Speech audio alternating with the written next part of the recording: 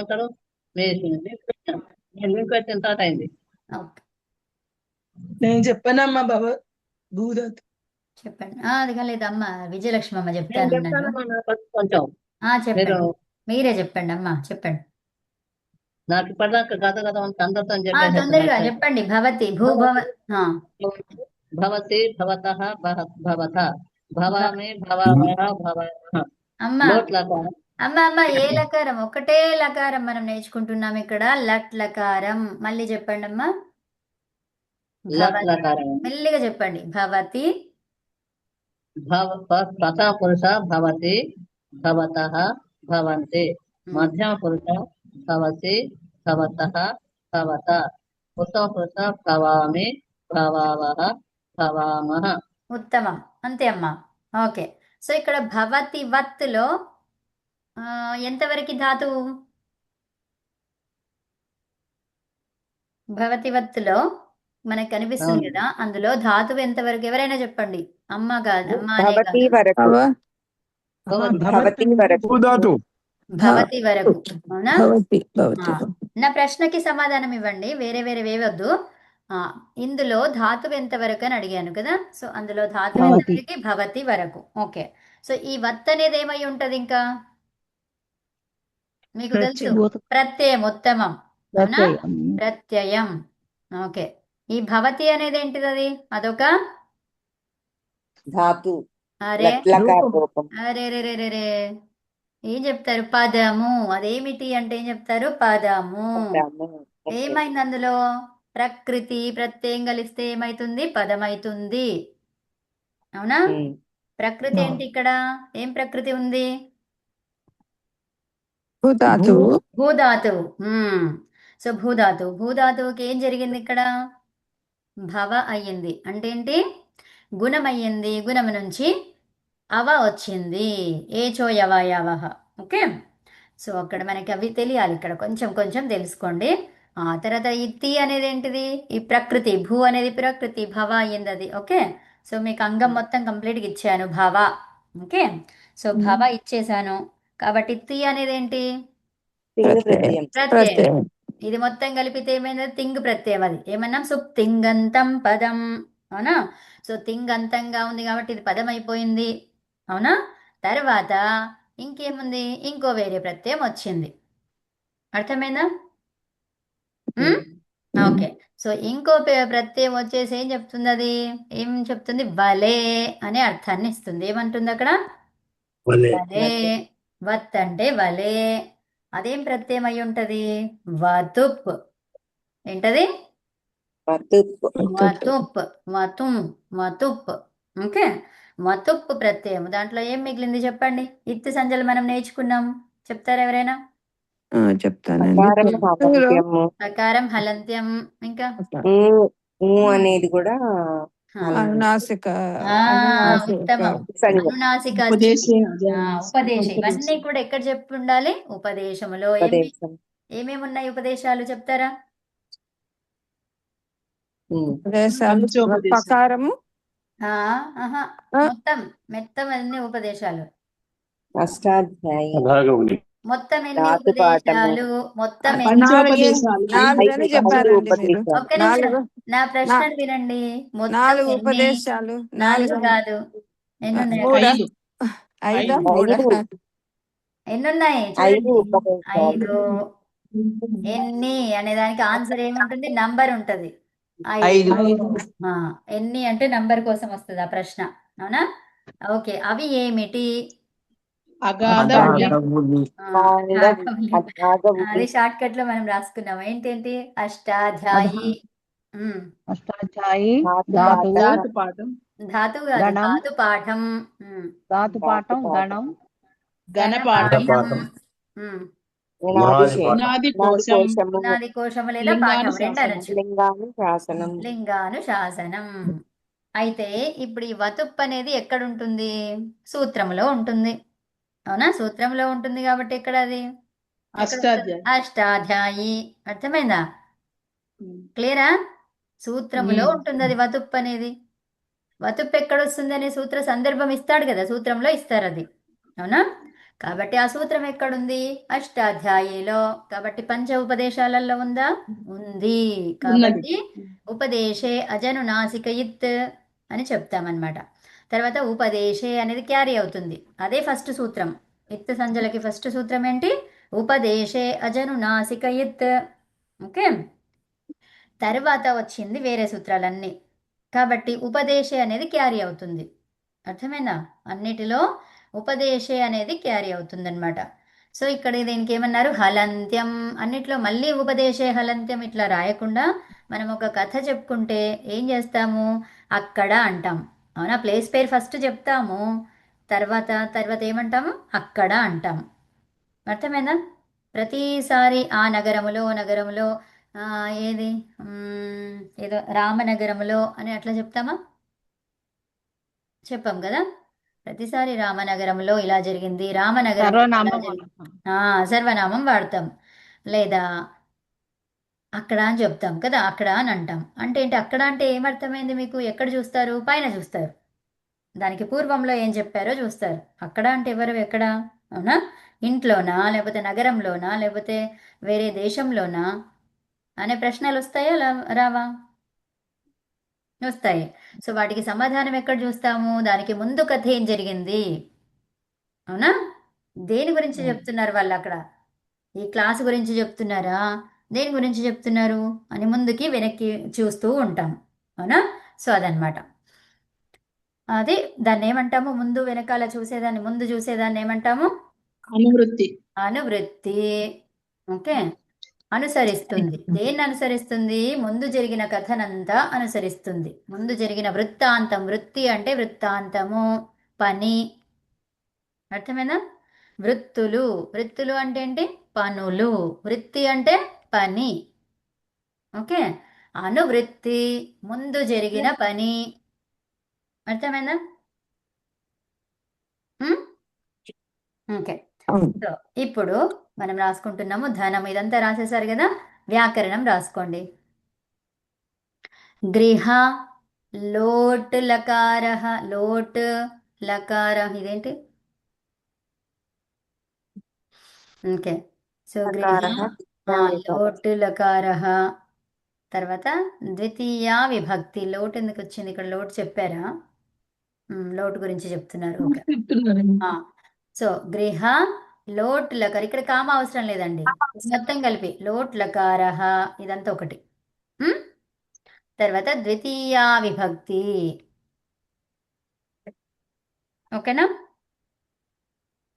So మనం ఏం నేర్చుకుంటాము అంటే ఇంతకు ముందు వరకు ప్రథమా విభక్తి ఒకటే నేర్చుకున్నాం, ద్వితీయ విభక్తి రాలేదు, ఇప్పుడు వస్తుందండి. ఓకే, సో ఇప్పుడు మనము ఈ రామ శబ్దం, అందుకే అమ్మ అన్నారు ఒకరోజు శాంత గారు.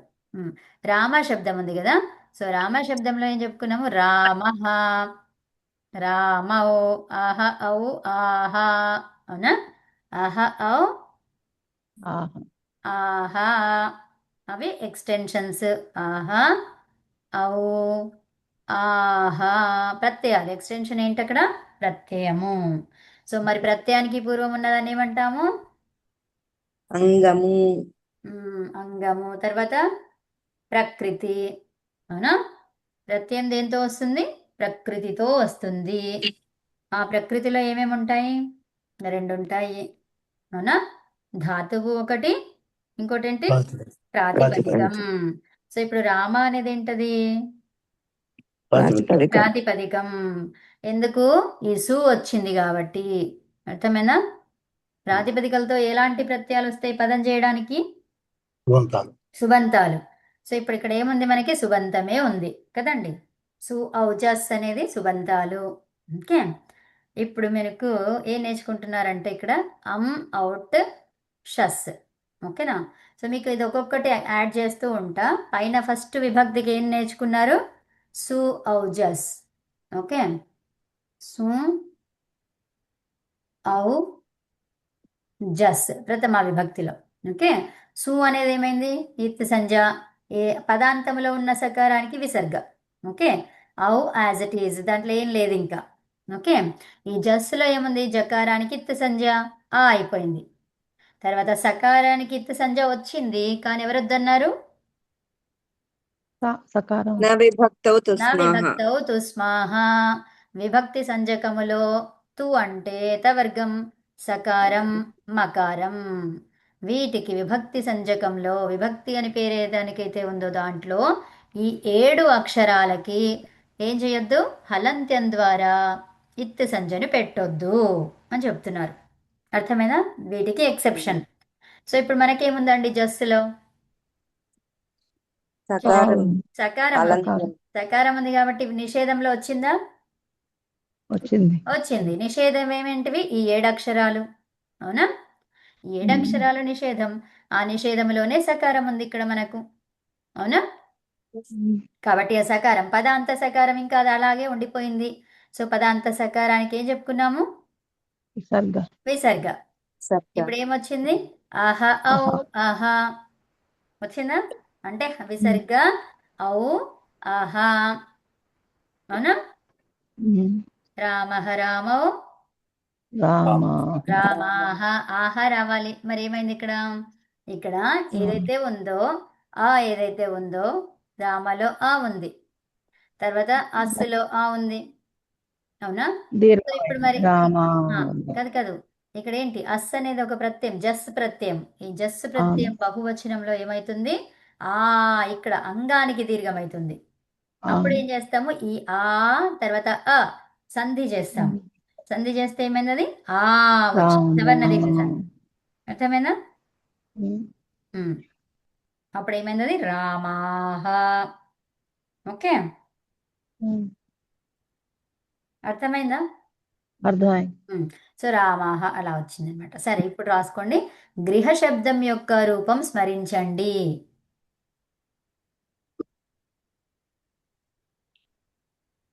గృహ ఉమ్, గృహౌ గృహాః ఉమ్. అమ్మ అమ్మ అది కాదు, మీరు చెప్పొద్దు. ఇది మ్యూట్ పెట్టుకొని చెప్పుకోండి. గృహాహ కాదు, అది గృహ శబ్దం ఏంటమ్మా? ఇందాకే చెప్పుకున్నాం, ఏ లింగం అన్నాం. నపుంసకలింగ మరి గృహాహ ఎందుకు వస్తుందమ్మా? గృహం ఉమ్. ఆహా, మీరు అన్నారు గృహాహ అన్నారు కదా. ఏది అదే. చెప్పారు? బహువచనం చెప్పారు. బహువచనంలో గృహం అవును. వస్తుందా? ఆ? గృహే ఆ. కూర్చుండ గృహాని ఆ, బహువచనంలో అడుగుతుంటే ఏదేదో చెప్పేస్తున్నారు మీరు. మళ్ళీ చెప్పండి. ఓకే, ఏం లేదు, ఇది రాసుకోండి ఫస్ట్. గృహ శబ్దం యొక్క రూపం స్మరించండి. శబ్ద సంఖ్య 26. ఓకే, ఇంకా సంక్షిప్త రూపాన్ని ఉపయోగించి ధనం మొదలగు శబ్ద రూపాలు కూడా మనకేమేమి వచ్చాయి? ధనం,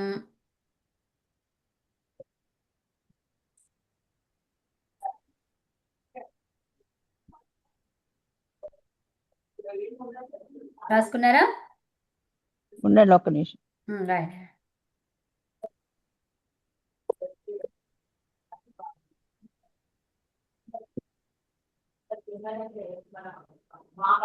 అమ్మా ఎవరిదో మ్యూట్ పెట్టుకోరా, సౌండ్ శబ్దాలు వస్తున్నాయి.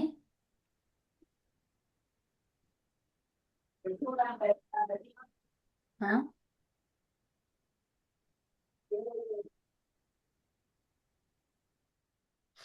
ఇక్కడ ఏమన్నాము? ధనం మొదలగు శబ్ద రూపాలు కూడా గృహ శబ్దానికి సమానంగా వస్తాయి. నడిపించాలి కంటే వస్తాయి అని రాసుకోండి ఇక్కడ మీరు.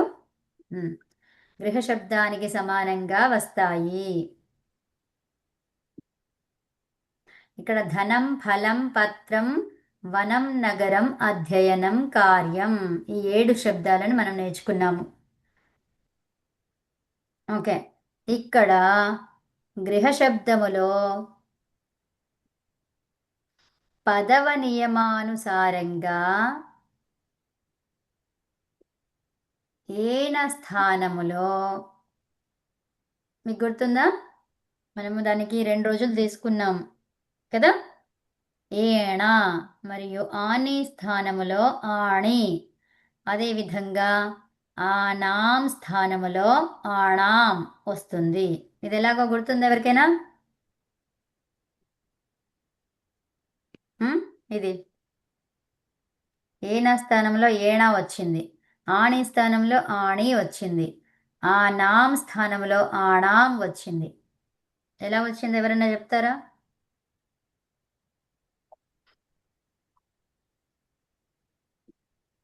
ఉమ్?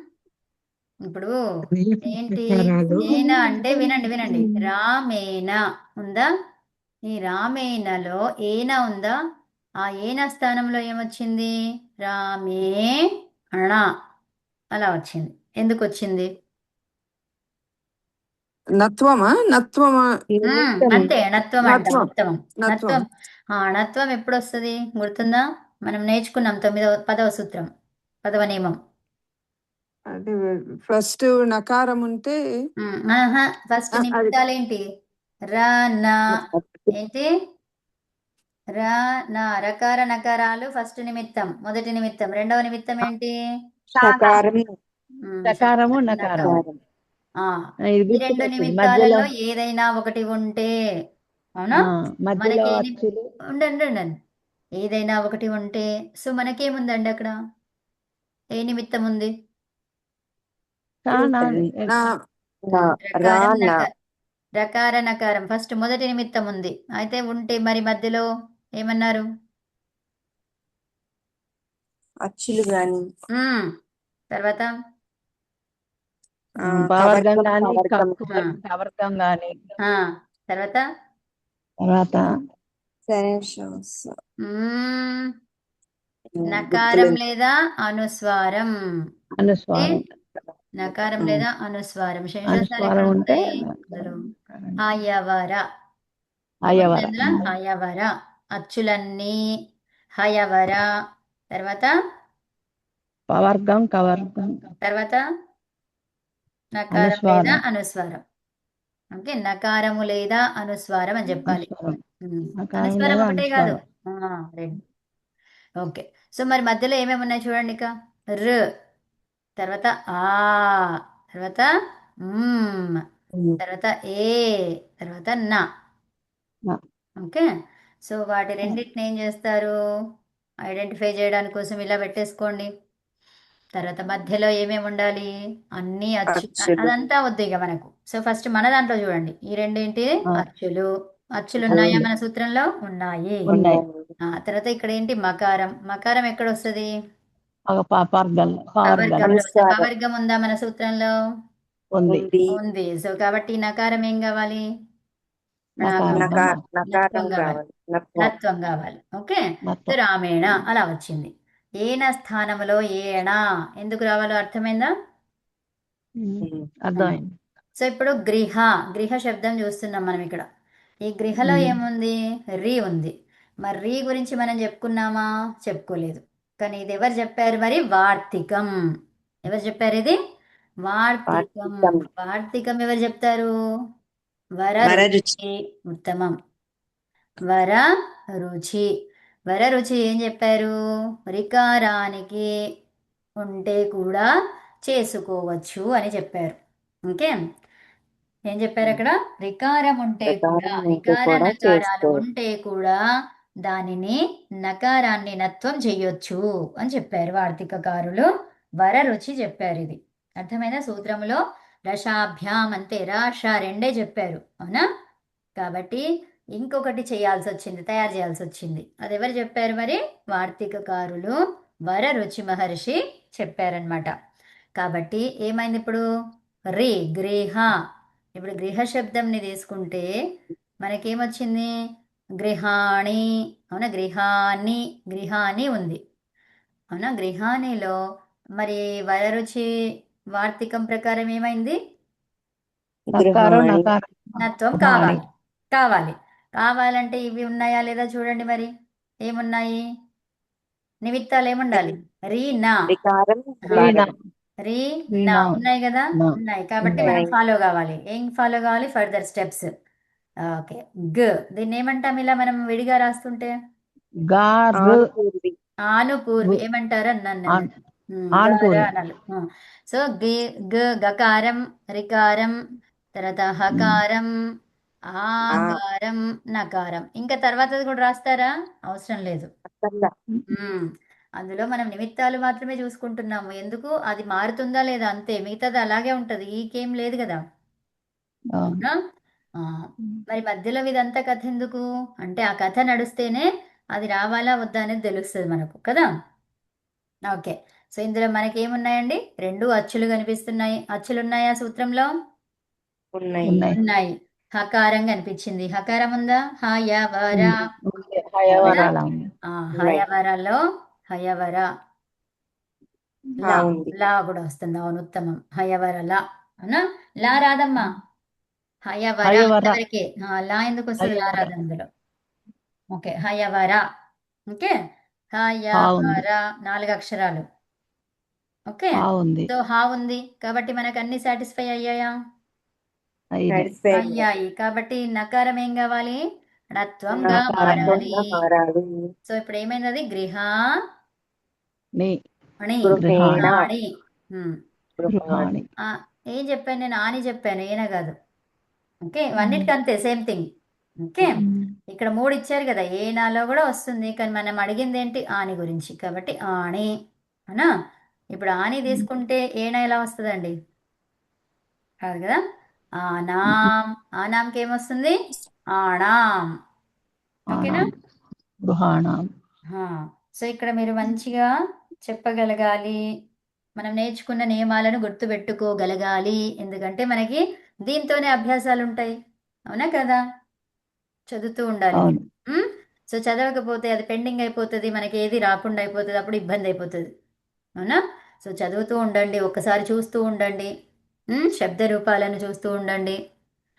నియమాలను చూస్తూ ఉండండి. శబ్ద రూపాలు అవసరం లేదు. శబ్ద రూపం ఒక్కటి నేర్చుకోవాలి. మిగతాదంతా అంతా అలాగే ఉంటుంది. ఆ వర్డ్ని ఐడెంటిఫై చేయగాలి, ఏ లింగము అనేది. అర్థమైందా? అదే లింగమో తెలియాలి ఫస్ట్ ఆఫ్ ఆల్. రూపం కావాలంటే ఫస్ట్ మనం నేర్చుకునే ఏంటి? శబ్దాలే నేర్చుకున్నాం కదండి. అవునా. సో శబ్దాలే నేర్చుకున్నాం. ఆ శబ్దం ఎలాంటి శబ్దం? నపుంసకలింగం అనే పేరు మనకు ఖచ్చితంగా రావాలి. రాలేదనుకోండి, ద్వితీయ విభక్తులకు వచ్చేసరికి ఇంకా కింద మీద పడతామన్నమాట మనం. అవునా.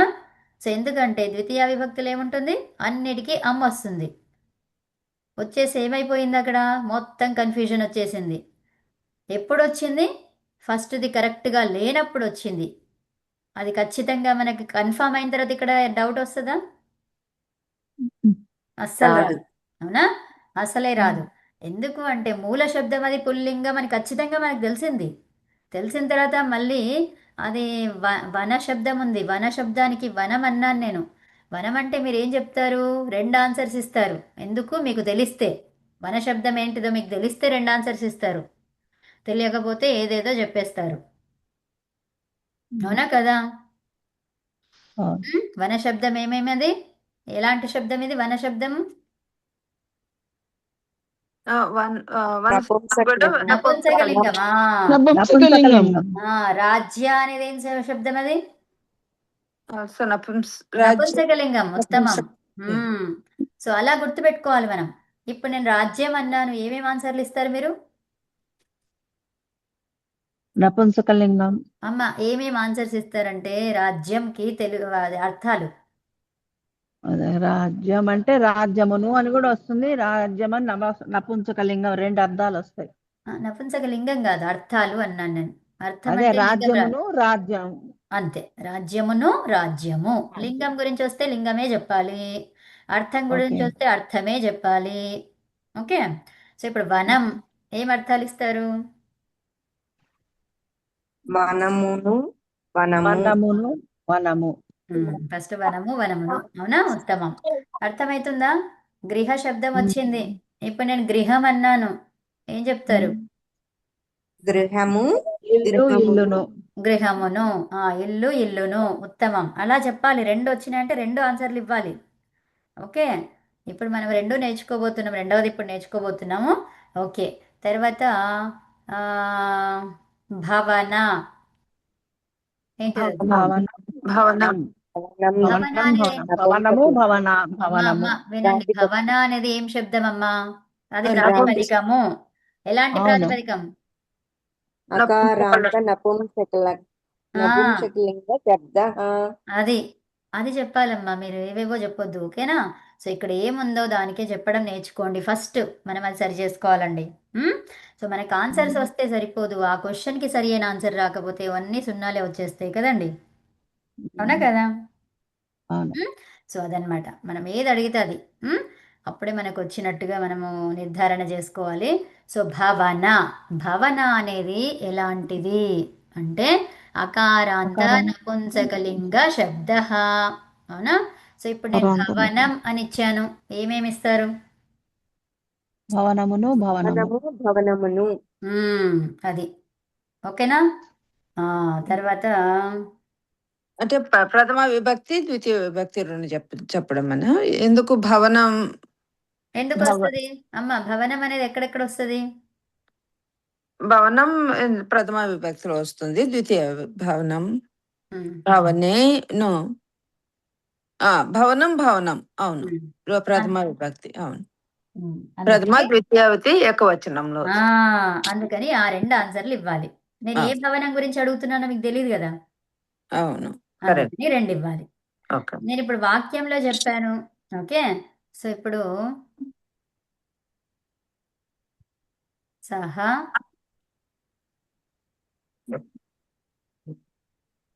ఇప్పుడు చెప్పండి, ఇప్పుడు ఏమి ఇస్తారు ఆన్సర్లు? రెండు ఇస్తారా, ఒకటే ఇస్తారా? ఒక్కటే ఇస్తాం. ఒక్కటే. ఏమిస్తారు? అతడు అతను భవనమును భవనాన్ని చూస్తున్నాడు. ప్రవేశిస్తున్నాడు. మనం దేని గురించి ఫోకస్ చేస్తున్నాము? భవనమును. భవనం శృతి భవనమును చూస్తున్నాడు. చూస్తున్నాడు. ఇదంతా చెప్పలేదు. భవనమును భవనమును ఈ వాక్యాన్ని భవనమును. ఆధారంగా దీనికి ఏం ఆన్సర్ ఇస్తారు అని అడుగుతున్నా. అంటే భవనమును. భవనమును. భవనమును అది అర్థమైందా? ఒక్కటే ఆన్సర్ ఇస్తాం అక్కడ. ఇప్పుడు ఎక్కడైతే సందిగ్ధత ఉంటుందో అక్కడ ఉన్నటువంటి అర్థాలన్నీ ఇవ్వాలి. సందిగ్ధత ఎప్పుడైంది? నేను చెప్పనప్పుడు అయింది. ఓకే, ఇప్పుడు నేను చెప్పాను అనుకోండి, ఇక్కడ నేను భవనం అని రాసి ప్రథమ విభక్తి ఏకవచనం చెప్పండి అన్నాను అనుకోండి, అప్పుడు ప్రథమ విభక్తి ఏకవచనంలో ఉంది అంటే ఏం చెప్తారు మీరు? భవనము. అర్థమైందా? అది ద్వితీయ విభక్తి ఏకవచనములో ఉన్నది అని ఇప్పుడు నేను కన్ఫర్మ్ గా ఇచ్చాను మీకు. నేను అప్పుడు ఏం ఆన్సర్ ఇస్తారు? భవనమును.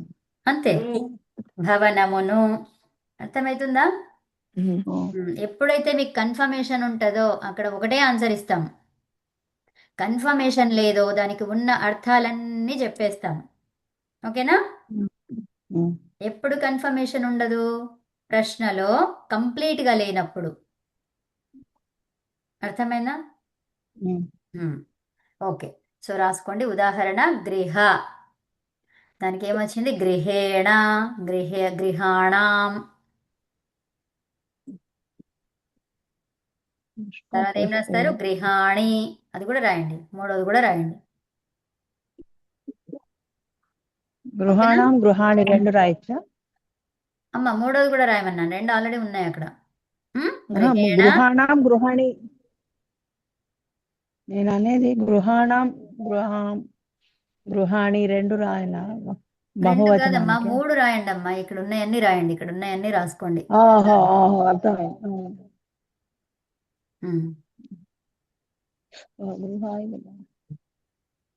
ఓకే, నెక్స్ట్ పుష్ప శబ్దం రాయండి. పుష్ప ఇందులో ఎక్కడొచ్చింది? పుష్పేణ, పుష్పాణం, ఇంకా పుష్పం పుష్పాణం పుష్పాణం. పుష్పాణి ఏం లేదో చెప్పండి అమ్మా. పుష్పాణి ఏమేం చెప్పుకున్నాం? ఏనా, ఆని, ఆనాం చెప్పుకున్నాం కదా. ఏనా, ఆని, ఆనాం. సో ఇప్పుడు ఏనా ఉంది, ఆనాం ఉంది, ఇంకేం లేదు, ఆని లేదు. పుష్పాణి. అది రాయండి. మూడు రాసేమన్నాను కదా. అదేవిధంగా పత్ర. సో పత్రలో ఏమొస్తుంది? ఏముంది అక్కడ నిమిత్తంలో? పత్ర ఉంది. నిమిత్తములో ఏముంది? రేఫా. రేఫా. ఏముంది? రేఫా. రేఫా కాదు, రేఫా. ఫా లిప్స్, టీత్ తగలొద్దు, టీత్ అస్సలు రావద్దు దాంట్లో. రేఫా. రేఫా. పెదవులు రెండు టచ్ కావాలి, టీత్ని లోపలికి పెట్టేయండి, బయటకు తీయొద్దు. ఓకేనా? రేఫా. ఓకే, సో ఇప్పుడు రేఫా ఉంది నిమిత్తంలో, అవునా?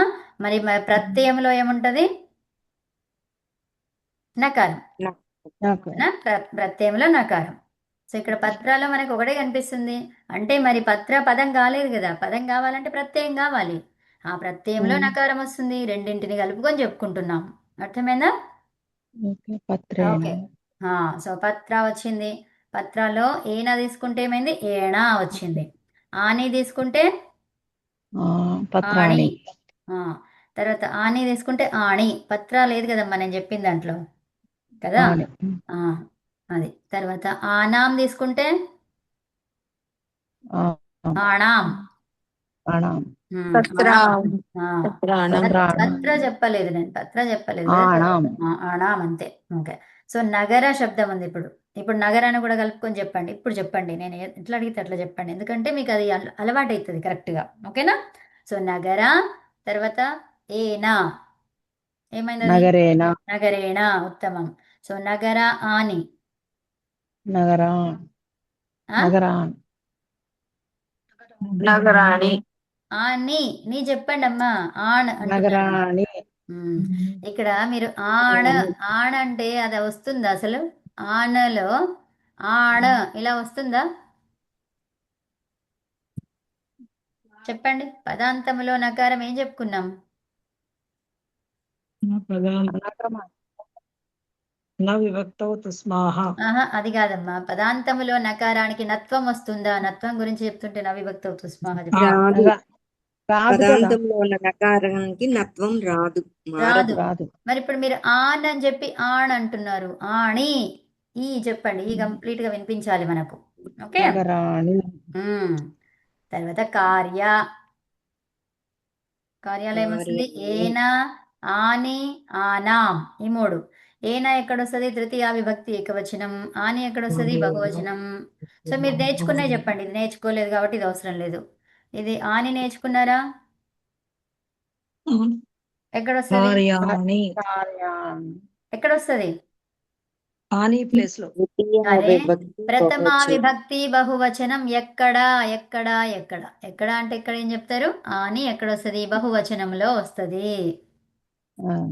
ఆని ప్లేస్ లో ఏమొస్తుందమ్మా? ఇది ఆని అనేది ఎక్కడొస్తుంది అని అడిగితే మీరు ఆని ప్లేస్ లో అంటే బహువచనంలో వస్తుంది. బహువచనంలో ఏంటి? ప్రథమా విభక్తి బహువచనంలో వస్తుంది. క్లియర్? అవును క్లియర్. తర్వాత ఆ నామ్ ఎక్కడ వస్తుంది? ఇది మీరు నేర్చుకోలేదు. ఓకే, ఇది ఒకటే నేర్చుకున్నారు కాబట్టి ఇక్కడే ఉండండి. ఓకే. సో ఇప్పుడు ఏంటివి? ఇవి మీరు అడిషనల్ గా తెలుసుకుంటున్నారు. అక్కడ కూడా మనకి ఉంటుంది అనే విషయాన్ని. ఓకే. సో పుష్ప ఏమైంది? అది పుష్ప మనం నేర్చేసుకున్నాం. ఇక్కడ కార్య ఇత్యాదయ. ఇత్యాదయ అంటే ఇంకేమున్నాయి మన దగ్గర? కార్య తర్వాత వన. ధనం వనాలో వస్తుందా?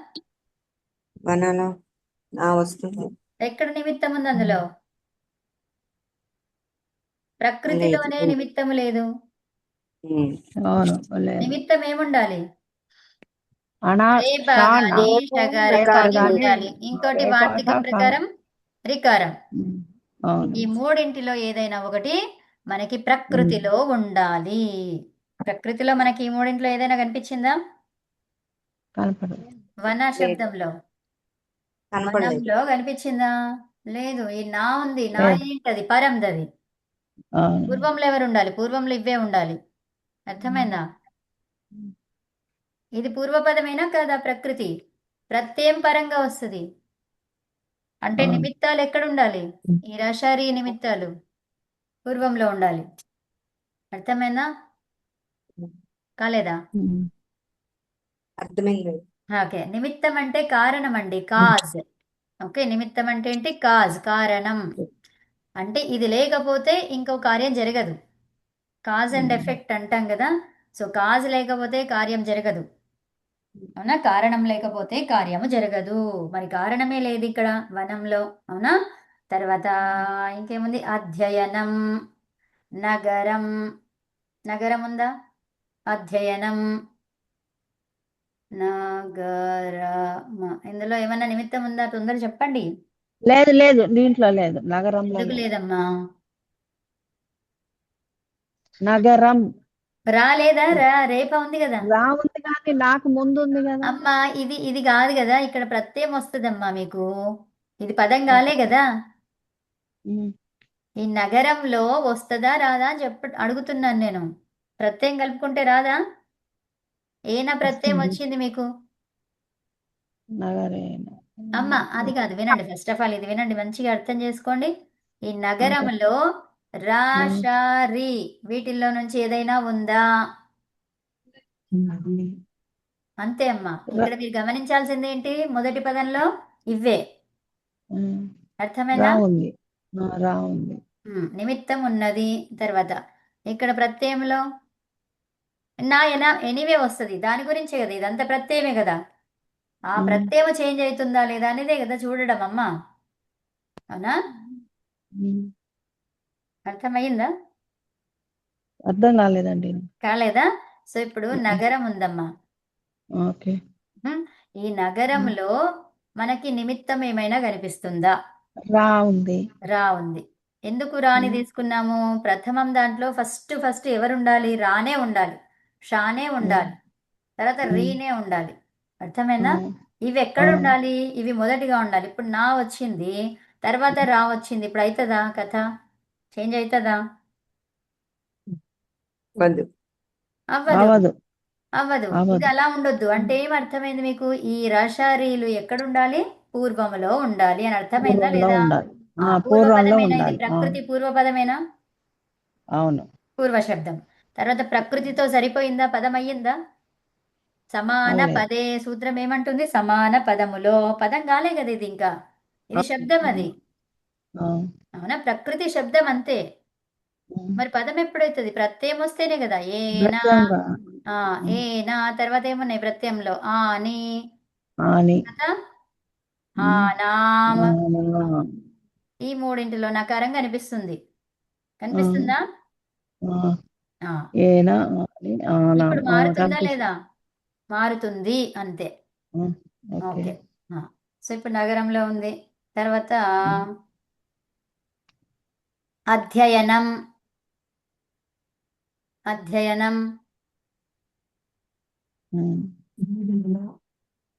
ఈ అధ్యయనంలో ఇదేంటి అసలు? ఫస్ట్ ఆఫ్ ఆల్ ఇది చెప్పండి మీరు. అధ్యయనం అమ్మ ఇక్కడ చూడండి అమ్మా. అధ్యయనం అనేది ఏంటి అసలు? అవ్యయమా? అధ్యయనం ప్రాతిపదికం. ప్రాతిపదికం. ఇదేంటిదమ్మా? ప్రాతిపదికం. ఓకే. ప్రాతిపదికంలో మనకేముంది? కావలసినవి ఉన్నాయా అందులో? నిమిత్తం లేదు కదా. నిమిత్తాలు లేవు. కాబట్టి ఇప్పుడు ఏనా అనా ఏ వచ్చినా కూడా అవి కావు ఇంకా. అర్థమైందా? అంతే. అది చెప్పడానికి సింపులే కదమ్మా. సో ప్రవిశ ఉందనుకోండి, మన దగ్గర ప్రవిశ ఉంది. సో ఇప్పుడు ఏదో ప్రత్యయం వచ్చింది. సో ఇప్పుడు ఇది ఏంటిది? ఇందులో ఏముంది? నిమిత్తం ఉందా లేదా చూడండి.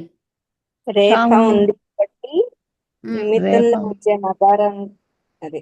ఆహా, ఇక్కడ ఇంతవరకే ఉండండి. ఉందా లేదా? నిమిత్తము ఉన్నది. సో కాబట్టి ఇక్కడ ఏదైనా ప్రత్యయంలో నా ఉంటే అనాగా మారుతుంది. ఆ విషయం చెప్పొస్తుందా లేదా? చెప్పచ్చు. అంతే. ఇదేంటి? ఇది ప్రకృతి. ప్రకృతి అంటే ఏంటి? ప్రకృతిలో ఏముంటాయి? ధాతువన్నా ఉండొచ్చు, ప్రాతిపదికమన్నా ఉండొచ్చు. ఇది ధాతువు అనుకుంటే ధాతువుకి సంబంధించిన ప్రత్యయాలు తెచ్చుకుంటాం. అందులో నా ఉన్నదనుకోండి, ఎక్కడ కనిపిస్తుంది? నా అంతిలో కనిపిస్తుంది. ఎక్కడ కనిపిస్తుంది? అంతి. అంతే కదా. ఇప్పుడు అతి, అతః, అంతి, అసి, అథః, అథ, ఆమి, ఆవహ, ఆమహ ఎక్కడ నా కనిపించింది మీకు? అంతిలో కనిపిస్తుంది. అంతే, అదొకటే దగ్గర కనిపిస్తుంది. సో ఇప్పుడు మీకు ఏదన్నా ప్రవిశ అన్నాను నేను. ప్రవిశ తీసుకొచ్చి ఇక్కడ మీకు అంతి పెడితే ఏం చేస్తారు?